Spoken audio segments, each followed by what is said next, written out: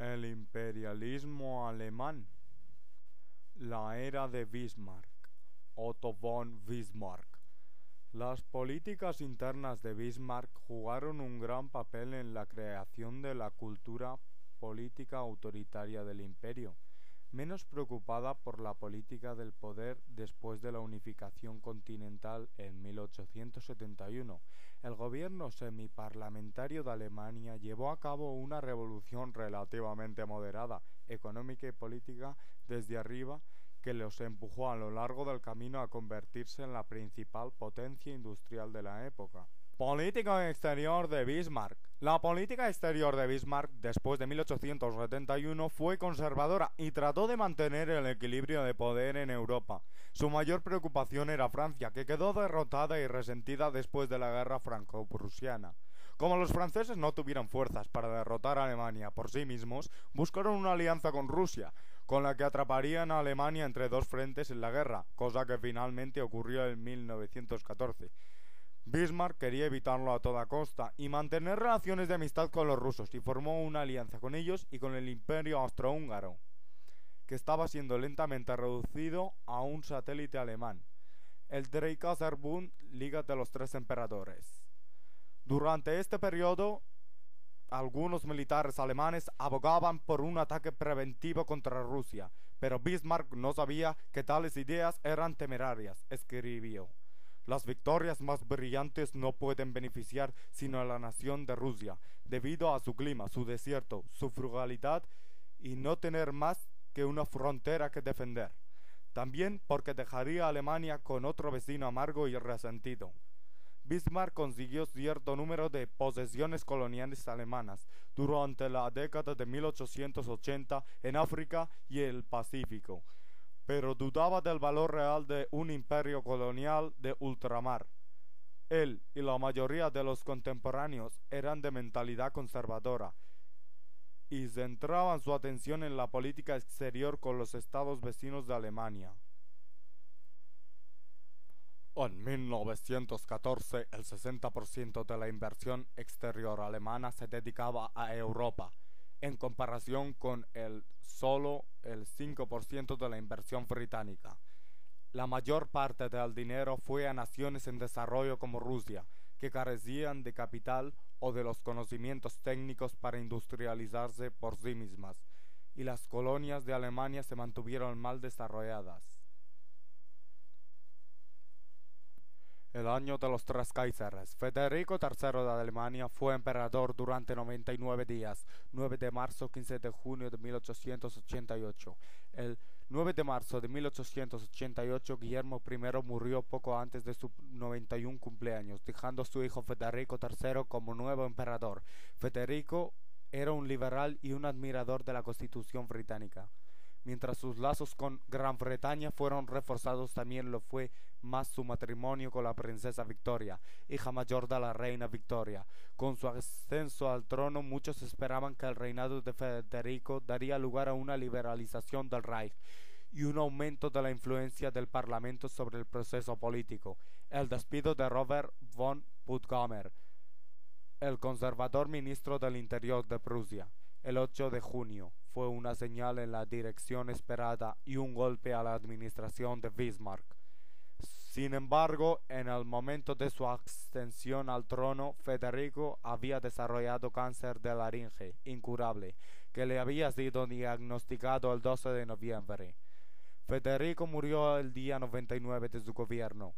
El 15 de junio de 1888, la muerte de Federico III lleva a la instauración de su hijo Guillermo II como emperador. Debido a la rápida sucesión de estos tres monarcas de 1888, se conoce como el año de los tres emperadores, Kaiseres. La unificación nacional. Los esfuerzos de Bismarck y Guillermo II también iniciaron la nivelación de las enormes diferencias entre los estados alemanes, que habían sido independientes en su evolución durante siglos, especialmente con la legislación. El Kaiser Guillermo II de Alemania. El periodo guillermino comprende el periodo entre 1890 y 1918, que abarca el reinado de Guillermo II, y empezando por su ruptura con Bismarck, y terminando por la Primera Guerra Mundial. Por guillerminismo no se entiende una concepción de la sociedad asociada al nombre de Guillermo y atribuible a una iniciativa intelectual del emperador alemán. Más bien se refiere a la imagen presentada por Guillermo II y su conducta, que se manifiesta por la presentación política de grandiosos desfiles militares y el autoengrandecimiento de su parte. Esta última tendencia no fue desconocida por su abuelo Guillermo I y Bismarck. Durante el periodo de su padre Federico III, era el príncipe heredero. Continuó la aplicación de medidas contra las ideas socialistas. Su política, basada en las ambiciones imperiales y dirigida hacia la creación de Alemania como potencia mundial, alcanzó un punto alto de corta duración al inicio de la Primera Guerra Mundial, tras la adquisición de algunas posesiones coloniales de los mares del sur y del continente africano.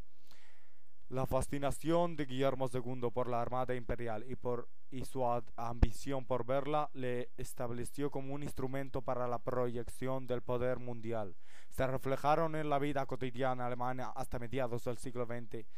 Los niños estaban vestidos con trajes de marineros y de esta manera quedaron impresionados a una edad temprana del aura de la marina y su prestigio.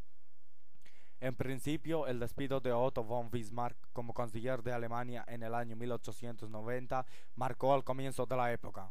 El fin del guillerminismo se asocia al final de la Primera Guerra Mundial en 1918 y su abdicación.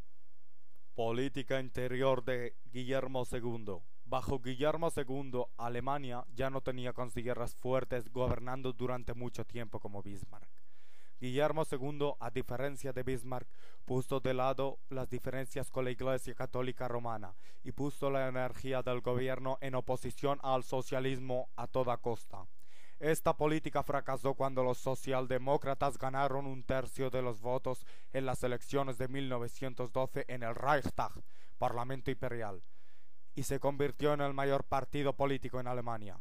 El gobierno quedó en manos de una sucesión de coaliciones conservadoras, con el apoyo de los liberales de derecha y de clérigos católicos, que dependieron en gran medida de estar a favor del Kaiser. El creciente militarismo con Guillermo II provocó que muchos alemanes emigrasen a Estados Unidos. Imperio colonial alemán. Guillermo II de Alemania quería que Alemania tuviese su lugar en el sol, no a diferencia de los británicos con los que constantemente quería competir.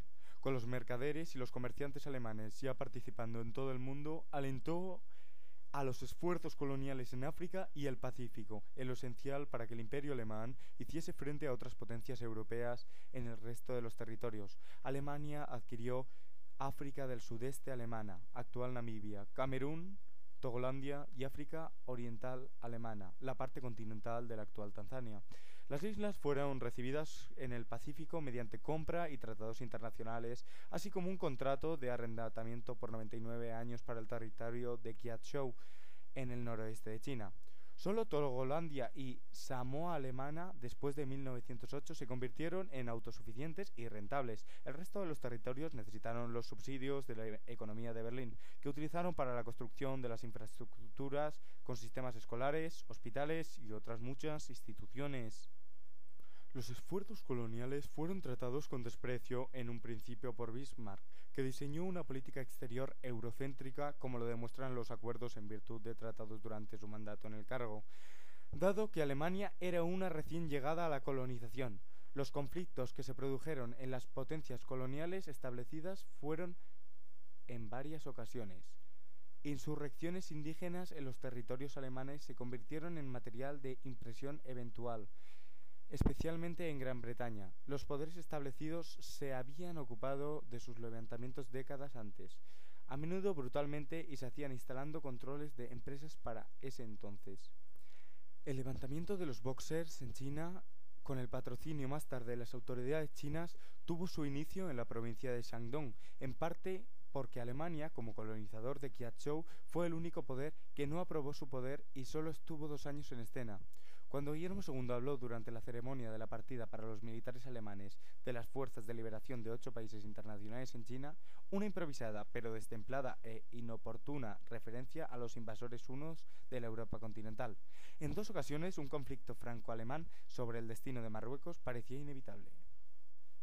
Con la compra de África del Sudeste, los colonos alemanes se animaron a cultivar la tierra en poder de los hereros y los namas. Las tierras tribales de los hereros y namas fueron utilizadas para una variedad de objetivos de explotación, tanto como los británicos hicieron como antes en Rodesia, incluyendo la agricultura, la ganadería y la minería de minerales y diamantes. En 1904 los hereros y namas se rebelaron contra los colonizadores del suroeste de África, matando a familias campesinas, trabajadores y funcionarios. En respuesta a los ataques, las tropas alemanas fueron enviadas para sofocar la rebelión, que luego dio lugar a un genocidio de hereros y namas. En total, unos 65.000 hereros, el 80% total de la población herera, y 10.000 namas, el 50% de la población nana, fueron aniquilados. El comandante de la expedición punitiva, el general Lothar von Trotha, fue relevado al momento y reprendido por su usurpación de los pedidos y las crueldades que infligieron. Estos hechos fueron remitidos a veces como el primer genocidio del siglo XX. Oriente Medio. El ferrocarril de Bagdad hacia 1910. Con el respaldo financiero de Deutsche Bank, el ferrocarril de Bagdad se construyó con la colaboración del Imperio Otomano, con la intención de afianzarse con el Oriente Medio. En una entrevista con Guillermo II en 1899, Cecil Rhodes había intentado convencer al Kaiser que el futuro del imperio alemán en el extranjero residía en el Oriente Medio y no en África. La construcción de ferrocarril de Bagdad desde 1900 hasta 1911 fue apoyada inicialmente por el Reino Unido. Sin embargo, con el paso del tiempo, los británicos vieron cada vez más a Alemania como un competidor vigoroso en la región que creían que solo ellos debían dominar, y exigieron reducciones de personal a una cuadra a la expansión del ferrocarril en 1911, lo que se allanó a la demanda por parte de Alemania y del Imperio Otomano. Europa del Este. Las actitudes alemanas y falta de atención para dejar de caer los tratados diseñados por Bismarck y el apoyo de Alemania a su aliada Austria-Hungría en la ocupación de Bosnia y Herzegovina en 1908 hizo que las relaciones diplomáticas se deteriorasen en la Rusia imperial y que una posible alianza con Gran Bretaña se evaporase. En 1914, la errática política exterior de una nación dejó a Alemania aislada y solo con Austria-Hungría como verdadera aliada. Otro socio alemán del Tratado Oficial del Reino de Italia siguió siendo un aliado solo pro forma, y este vio más beneficio en entrar en alianzas para eventualmente adquirir el territorio en gran parte de habla alemana del sur del Tirol, de Austria-Hungría, en un futuro conflicto, lo que realmente ocurrió finalmente.